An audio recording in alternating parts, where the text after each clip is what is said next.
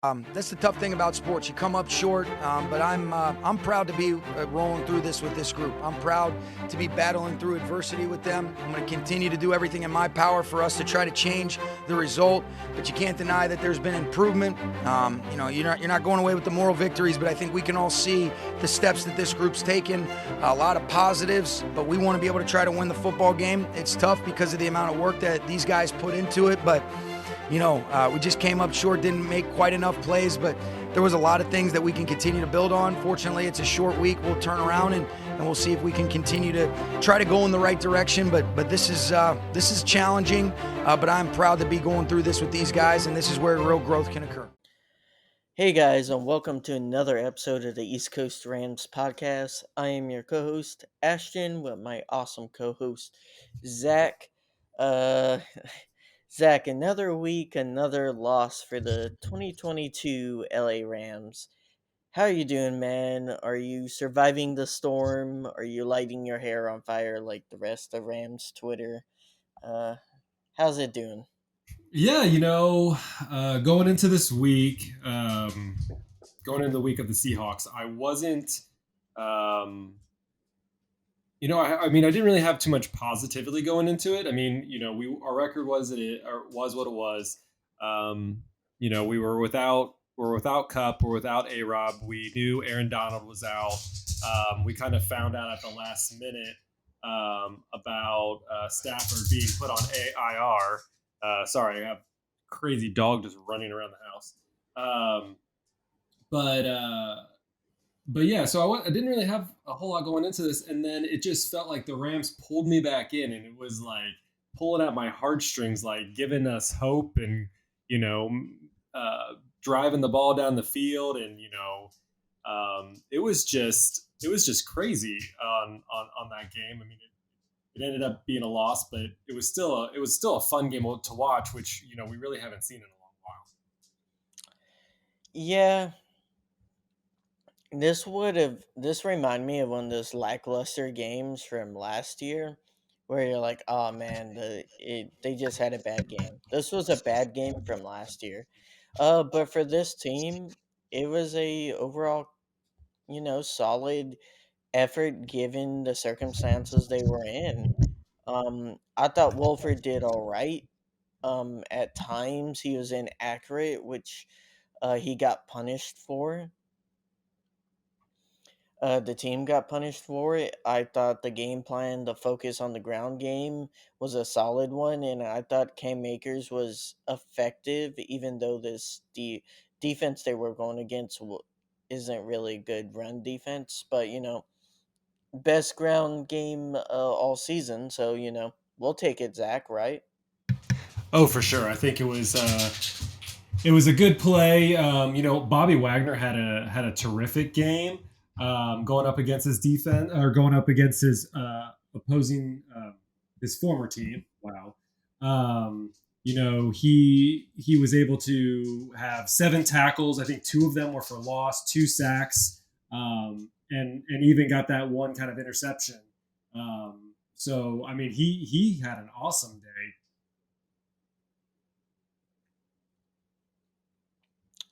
Yeah, the Seahawks team, they're a solid team, and we stayed in the game the entire game with them, and we've seen this team stick in games and just like completely lose, kind of collapse in the fourth quarter. And this team didn't. Like, I mean, they did, but later in the fourth quarter, into the point where the Seahawks have really only had one more chance.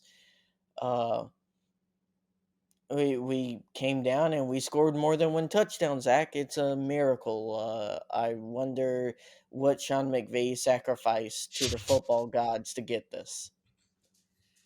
Yeah, the first half it seemed better than the second half. I mean, it seemed like Wolford was actually moving the ball pretty well. We kind of got stuck on that. It always seems we get stuck right when it comes after halftime, and we just cannot move the ball efficiently. We get into a position where we're actually winning the game. With the last like just over 2 minutes left of the game, and our defense just could not finish it up. And that's just one of the we've had this up and flow where if our offense seems to be doing well, our defense seems to not be doing as well. And it's not really our defensive line, even though we didn't have Aaron Donald in it. Our defensive line played really well. Our linebackers played really well. It was really in our secondary that Yeah. really messed up this game and allowed Geno Smith to kind of run the game that he wanted to play against the Rams.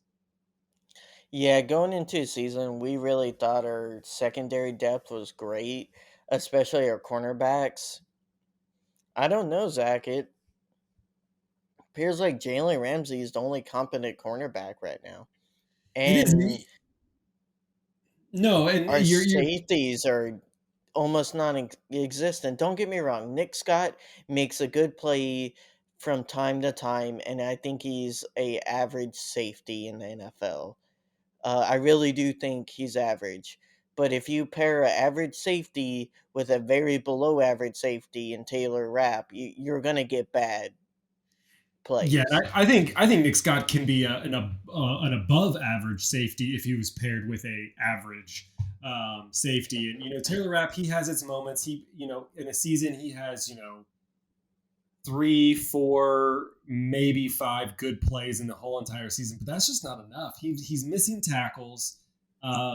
It's just not the level that I feel like we are expecting. And when a safety is also supposed to help out in coverage, it just seems like he's completely lost out there.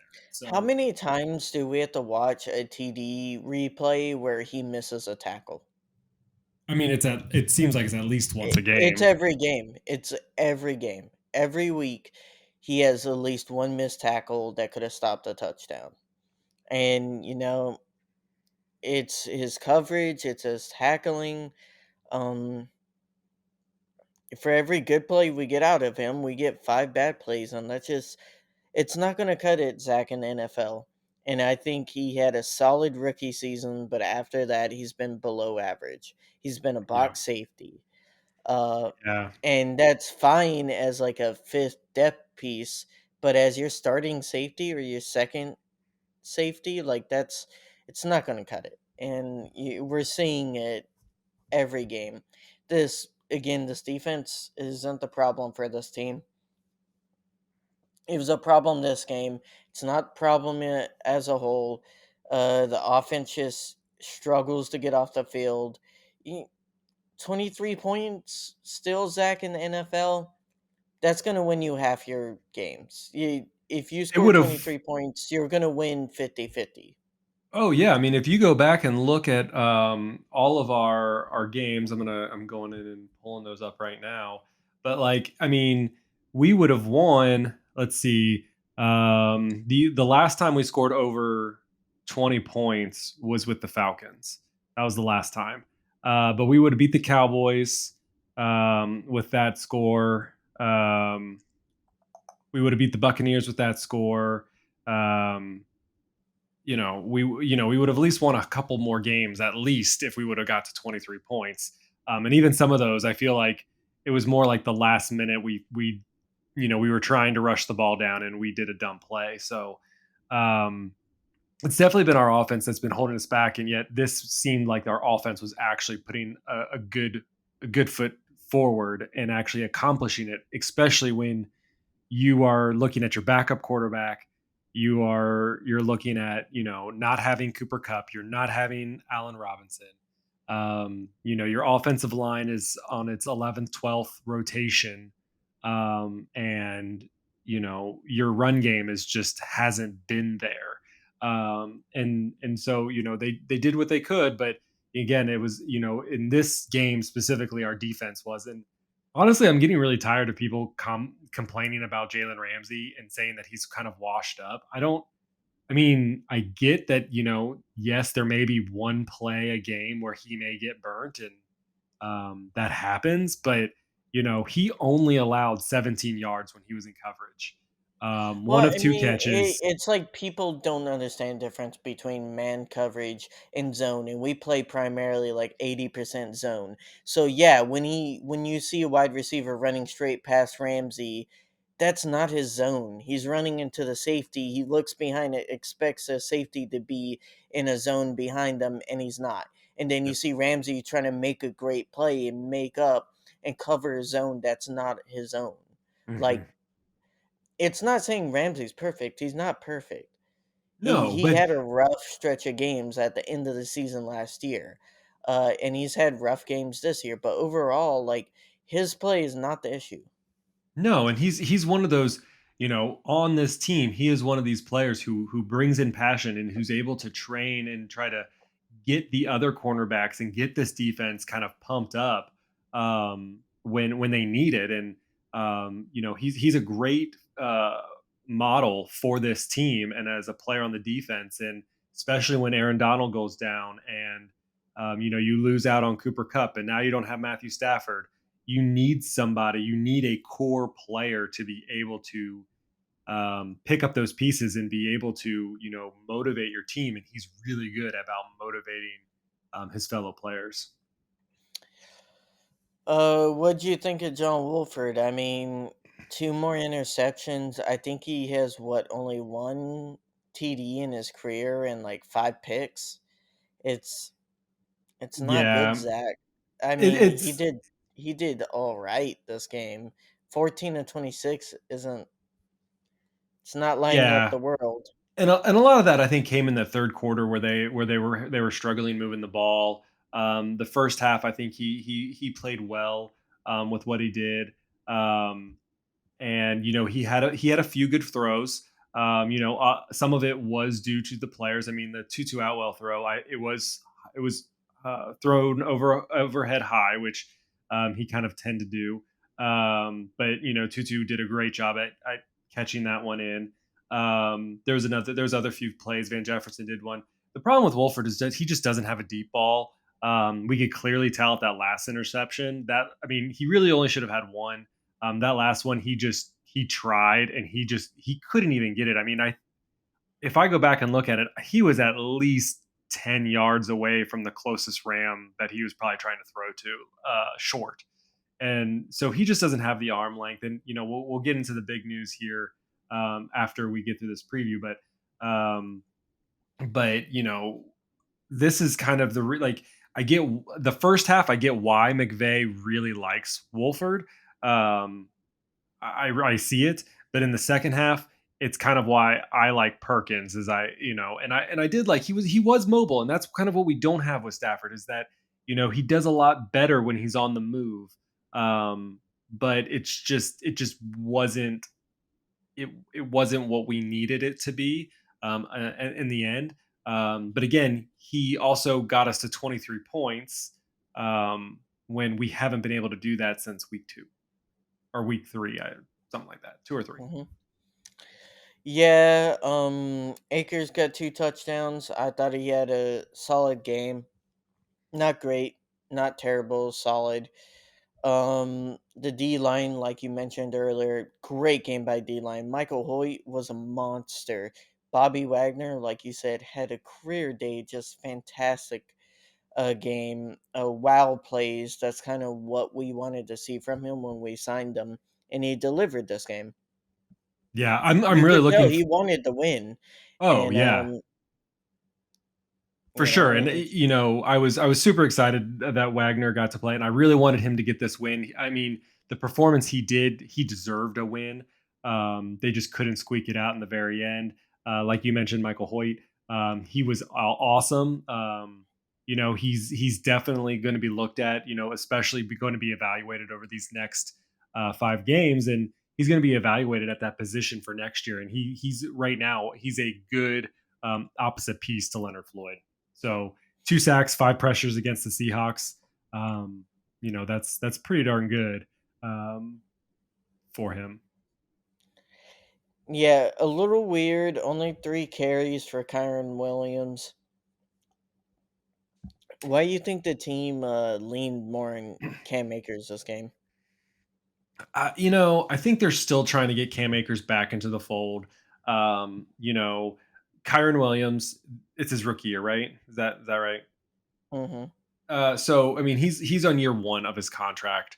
So that's he has what at least a 3-4 year contract. So he's still in his rookie season. He has a lot that he's able to bring into this game. Cam Akers, he is the veteran. They released Henderson. So it's really those two show. But I think to mend the relationship, to try to salvage something out of this, we the the conversation had to have been somewhere where, all right, we're going to make the lead back, but you have to prove it. And I think Akers has proved that he can be a lead back. I don't think he is the solution. He's definitely not his 2020 self.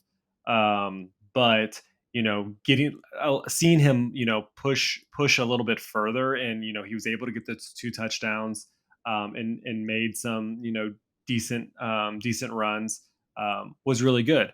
Um, but I also like what they did, you know, everywhere else. Like Brandon Powell, he had some really good runs, on his you kind of like jet sweeps, and things like that. Um, so it was very cool to see how they played the run game. Um, but that's how I feel Akers is like, they got rid of Henderson. Now Akers is the key back. And then Kyrie Williams, they want to give him more action, and I think he will see more action. But I think right now it's going to be the Cam Akers show for probably the next 2-ish games. And then we'll probably see more Kyron Williams. But I think for now it's going to be Cam Akers, just because of that tension, and try to relieve some of that tension. Mm. All right. Any other aspects? Tutu, like you said, great catch. Any comments about his game? He had a solid outing, 48 yards. So Yeah, leader of the team.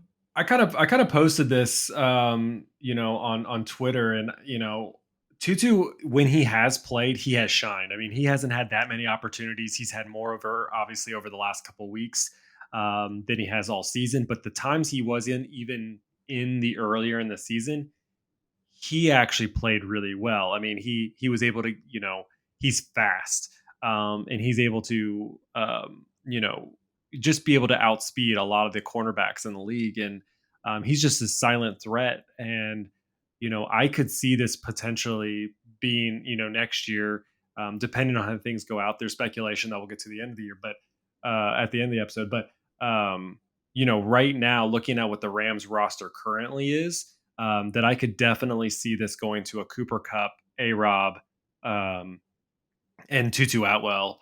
They are going to be the lead three, kind of pushing Van Jefferson either down to fourth, if not trying to find him a home, on a different team, and continuing with Ben Scarana, because he's still under his rookie contract too. So um, that's just kind of how I've, just kind of looking at the numbers and looking at what's been happening this season. I could see, even though I like Van Jefferson, I think he's an excellent athlete and a great wide receiver. Um, I think he potentially could be the odd man out to give Tutu Atwell um, the the spot, and especially with what he's done so far. Yeah, and I think his contract is up this off season.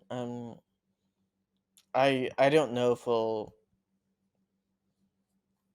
even if he has a year, I don't know if we're gonna extend him, to be honest.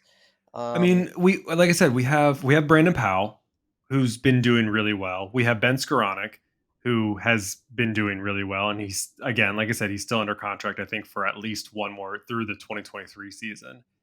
You have Tutu Atwell, you have A Rob, you have Cooper Cup, and then, like I said, I got something special to talk about at the very end, but that's at least of who we're talking about currently. yeah, and Brandon Powell with another really good game. I'm so Zach, he's the most electric player on the offense by far this year. Oh my gosh, and I just want him to get into the freaking end zone. I mean, oh my gosh, how close he has He gotten. And he's again, been I mean, he was a uh yard short. He was a yard short from getting into the end zone. this past week, and it's just one of those things where like he needs to get in there and get in there more often than he is. I don't has he gotten in there at all this season? I don't think he No, has. no. So But he's playing himself into a starting wide receiver role at this pace. I Honestly, don't disagree. But again it comes down to like he's he's had a lot of good plays at the starting line. Like he's done a lot of good jet sweeps. He's done a lot of good stuff. Closer to the quarterback. But when we're looking at receivers moving forward, I mean, when you have Cooper Cup and you have Allen Robinson, you're going to look for somebody who's going to be that more vertical threat. And I don't know if Powell is that vertical threat, and that's why I think he's going to be a starter, but I think he's more going to be a four wide receiver four, maybe 3-4, but really I think he's going to be in that fourth spot, and Tutu will sneak in at that third spot so that he's able to be that depth, that vertical threat that the Rams have kind of been missing, that speedster threat. well, he's kind of like a really good gadget player, right? Like he's a Hmm. good player to put all over the field. Correct. I mean, he is, but Mm. at the same time, that's also kind of Cooper Cup's kind of mo. I mean, he's kind of that threat around everything. So he's kind of been playing a little bit of that, especially in those jet sweeps and things like that. He's been able to kind of take away that kind of workload because there's really no one else on the team who can really do jet sweeps um, outside of outside of Powell right now. Um, so, and I think Tutu actually did a couple jet sweeps too. So I guess I should take that back. Um, but yeah, that's just kind of my initial thoughts on that whole matter. All right, let's kind of talk about the big news, Zach. Well, just a little bit of news coming out of the Rams today. We thought, after the trade deadline, we thought everything was going to be done and the Rams were done and they weren't going to be playing anything else for the rest of the year. And what happened today? They picked up Baker Mayfield after he was cut by the Panthers. Just shocking. It makes sense seeing Zach, the QB played the last 3 weeks. Let's put hasn't been the greatest. No. I think we have what, one passing touchdown in 3 games. Yes. And I get it. I get the business decision. You need another depth piece. I get it. But it's Baker Mayfield. I can't get over Yes, that. but it's Baker Mayfield who's only going to cost you $1 million, and guess what? If you don't re-sign him, you get a comp pick. No, You I thought it will. was. I thought No, if he does sign a worthwhile contract. yes, if other team signs him and the Rams don't sign him themselves, and Baker Mayfield's Oh, going to got get it. With a signed by a team. Got team. it. Got it. I Yeah, thought it was. I misread that. I thought it was with the Rams team. Okay, I get it. I get it. nope, nope. Okay. They will get a comp pick, Okay. and he's going to make a decent amount. So I'm guessing it'll be around a fourth or a fifth. That's a free fourth or a fifth we just got, or a decent backup quarterback. That's how I'm looking at this. And initially, again, I'm in this stake where I can't stand Baker Mayfield. I can't stand him when he was in Cleveland. I can't stand him when he got kind of this workaround situation and ended up in Carolina. I don't think he's a great quarterback. Um, that's just me personally. But if you also look at his record with the Panthers, he only has a 57.8% of his passes, 6 touchdowns, 6 interceptions. Um, he's in his 5th year, hasn't still really done a lot. I mean, again, he's now on to his 3rd team. And I don't know. I get the business decision. I get why the Rams wanted him. But there was other teams that could have picked him up too. The 49ers need a quarterback, especially since they're still in, they're leading the NFC West, and they are on their third string quarterback. So if anybody really needs a quarterback, you would think they would, and they even passed up on um, on him. So again, I get the business decision. I get what you're saying. I think it's, I don't think there's a losing situation as far as this goes. Um, I guess my fear in the back of my mind, and it from all accounts, it doesn't seem to be true at all. But like, if Stafford doesn't come back, you know, I don't want I don't want Baker Mayfield to be the starting quarterback for the LA Rams. Like, I just don't. And that's where I'm coming from. But I get the business decision, and that part makes sense. Yeah, Zach, at least from my point of view, the 49ers may need a quarterback, but for us, it's a low risk, high reward type of signing. I'm not a huge fan of Baker Mayfield. I wouldn't support this if we were going out and trying to get him to start. All right. Well, I think that's going to do it for this week's episode of the East Coast Rams podcast. Please like and share and subscribe the podcast. That's the one way that we kind of are able to share this out is, just getting enough people. We don't do ads, as you guys notice on this pod.